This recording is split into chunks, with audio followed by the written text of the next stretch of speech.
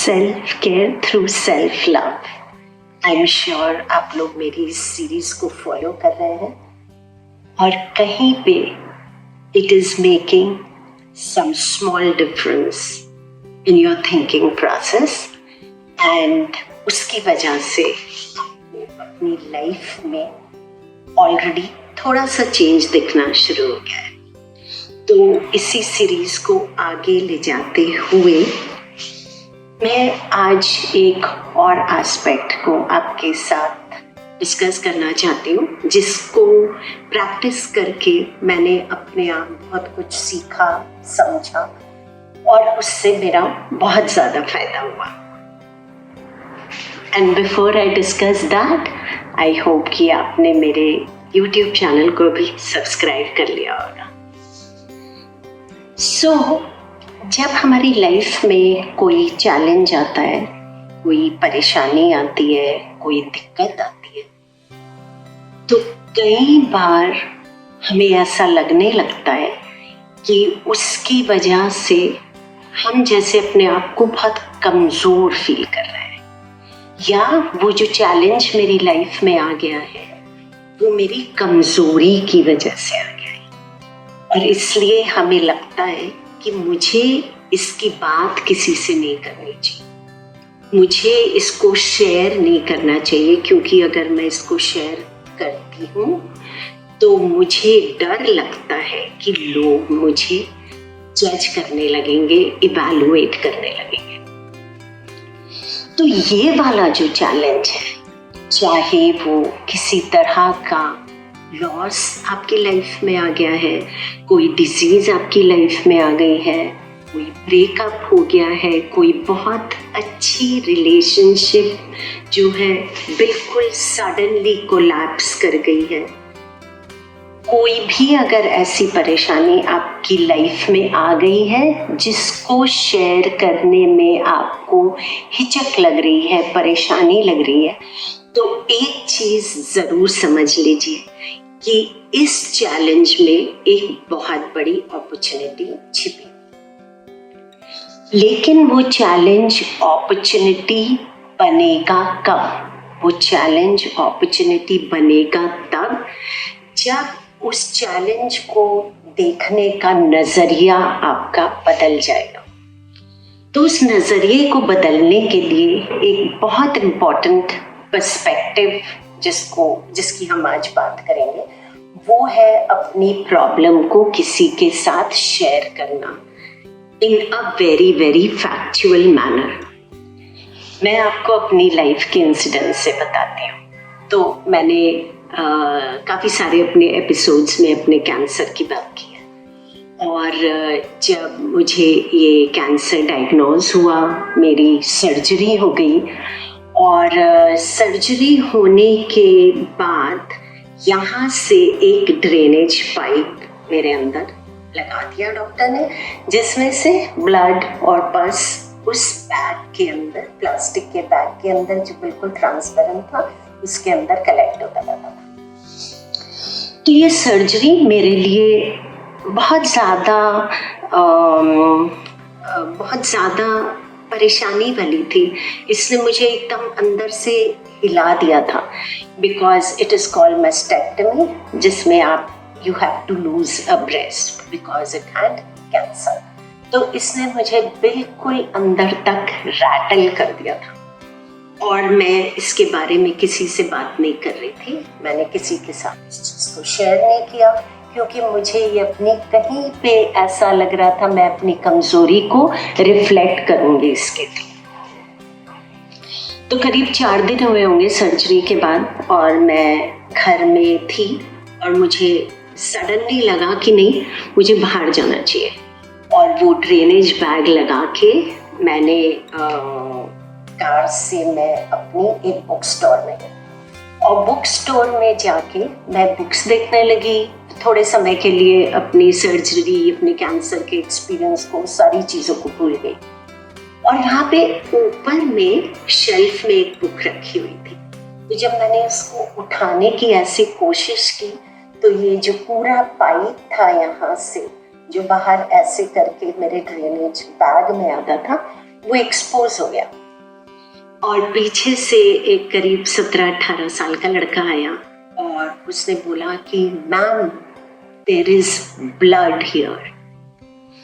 और मैंने उसकी तरफ देखा तो एकदम वो इतना घबराया हुआ लग रहा था उस खून और उस पस को देख के। और उसने पूछा कि आप बैठना चाहोगे? तो आई सेड यस। तो पीछे ही उस बुक स्टोर में एक टी स्टोर था एक्चुअली, तो हम लोग उधर गए और उसने पूछा मैम आप मेरे साथ चाय पियोगे? तो आई सेड यस, जो बड़ा अलग सी बात थी, आप स्ट्रेंजर्स के साथ इस तरह से चाय पीने नहीं बैठ जाते हो। और मैं उसके साथ चाय पीने बैठ गई और उसने मेरे से पूछा कि आपको ये क्या हो गया है? तो आई सेड मुझे कैंसर हो गया है और उसकी सर्जरी हुई है, उसकी वजह से ये ड्रेनेज बैग लगा हुआ है।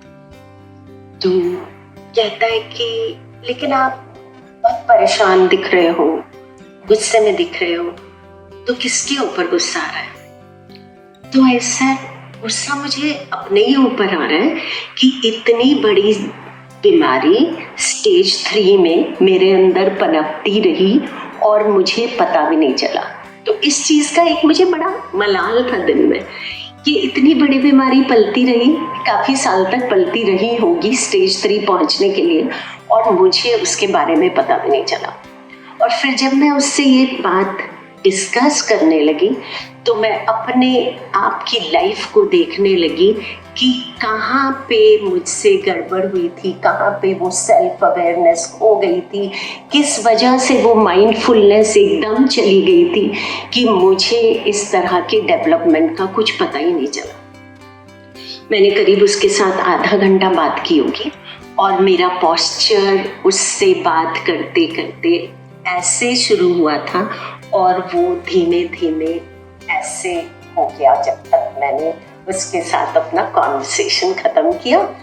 और मैंने उसका नाम भी नहीं पूछा, उसने भी मेरा नाम नहीं पूछा, और मैंने अपनी जिंदगी की उस समय पे जो एक सबसे बड़ी प्रॉब्लम, सबसे बड़ा एक जंजाल, सबसे बड़ा एक जो कॉन्वर्सेशन मेरे दिमाग में चल रहा था, मैंने उस जने के साथ शेयर किया। शेयर करके मैं घर आ गई और मुझे बहुत हल्का महसूस होने लगा। उसके काफी समय के बाद मैंने इस चीज को एनालाइज किया कि हुआ क्या था। Just by sharing this problem what had happened with me, कि मुझ में इतनी ज्यादा अपने अंदर हिम्मत आ गई। तो जब एनालाइज किया मैंने तो मुझे 2 चीजें समझ में आई। एक तो जब मैंने शेयर करना शुरू किया उसको, तो सडनली करते करते करते मैं इतनी फैक्चुअल हो गई, इतनी एनालिटिकल हो गई कि मैं थोड़े समय के लिए भूल गई कि मैं अपनी बात कर रही हूँ। तो जैसे मैं बात कर रही हूँ उस दूसरे जने से, सडनली मुझे लगा कि जो मेरा अपना मैं है ना, वो तो तीसरा जना बन गया है और इस पूरे कॉन्वर्सेशन को देख पा रहा है, पूरे कॉन्वर्सेशन को बहुत ही ज्यादा as a matter of fact उसके बारे में बात कर पा रहा है। ये एक फायदा हुआ जिससे मुझे अपना सेल्फ एनालिसिस करने में बहुत ज्यादा हेल्प मिली। और दूसरी चीज ये हुई कि सडनली ये फील होने लगा कि मेरे अंदर इतनी हिम्मत है, मेरे अंदर इतना करेज है कि मैं अपने इस तरह के लॉस को, जो इतना पर्सनल है, इतना प्राइवेट है, जो बीमारी जिसके बारे में अक्सर लोग बात नहीं करते, काफी समय तक बात नहीं करते और इस बीमारी को झेलते रहते हैं, मुझ में इतनी हिम्मत है कि मैं उसके बारे में किसी और से बात कर सकूं। और ये जो एक फीलिंग थी, सडनली इसने मुझे अपने आप में बहुत सेल्फ कॉन्फिडेंट कर दिया।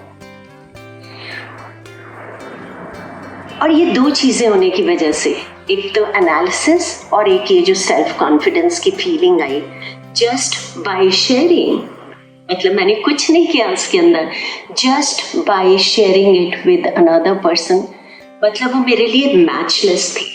और मुझे आज फील होता है कि वो जो अनुभव था जिसने मुझे सडनली इस प्लेटफॉर्म से इस प्लेटफॉर्म पे ला दिया और इस बीमारी से लड़ने की जो मेरे अंदर ताकत थी उसको आई थिंक 100 गुना बढ़ा दिया। तो तब से मैं इस बात को हमेशा ध्यान में रखती हूँ कि जब कोई प्रॉब्लम आई, जब कोई चैलेंज आया, जब कोई दुख आया, जिसको शेयर करने में मुझे थोड़ी सी भी हिचकिचाहट लगे, इसका मतलब इसके अंदर एक बहुत अपॉर्चुनिटी है, इसके अंदर एक बहुत बड़ा मौका छुपा हुआ है। खाली बस मुझे अपने अंदर वो ताकत पैदा करनी है कि मैं इसको शेयर कर सकूं और शेयर किसी के साथ भी कर सकूं। मतलब मुझे उस जने से कोई हेल्प नहीं चाहिए थी, मैं कोई एडवाइस सीख नहीं कर रही थी, खाली मैं क्या कर रही थी, मैं अपने एक्सपीरियंस को बाहर रख के टेबल के ऊपर उस एक्सपीरियंस को देखना चाह रही थी कि ये मेरे लिए किस तरह से अपॉर्चुनिटी बन सकती। तो अगली बार अगर आपकी लाइफ में इस तरह की कोई परेशानी आती है तो उसको जरूर थोड़ा सा बैठ के देख लीजिए, समझ लीजिए अंदर से कि इसमें वो मौका छुपा हुआ है क्या, और अगर है तो किसी को भी ढूंढ लीजिए और उसको शेयर कर लीजिए। And I am very very sure suddenly वो चैलेंज आपकी लाइफ की शायद सबसे बड़ी अपॉर्चुनिटी